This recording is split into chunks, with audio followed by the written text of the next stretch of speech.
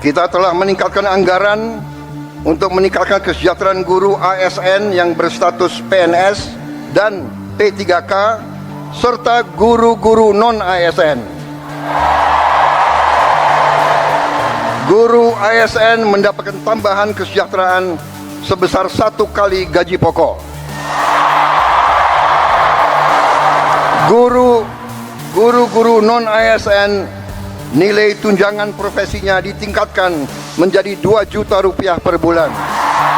Presiden Prabowo Subianto menghadiri acara puncak peringatan Hari Guru Nasional 2024 di Velodrome Rawamangun, Jakarta Timur, Kamis, 28 November 2024. Berdasarkan pantauan di lokasi, Kepala Negara hadir sekitar pukul 16.03 WIB didampingi oleh Sekretaris Kabinet Teddy Indrawijaya dan sejumlah Menteri Kabinet Merah Putih. Saya menyampaikan terima kasih kepada Presiden Pak Prabowo yang hadir di acara puncak Hari Guru Nasional 2024.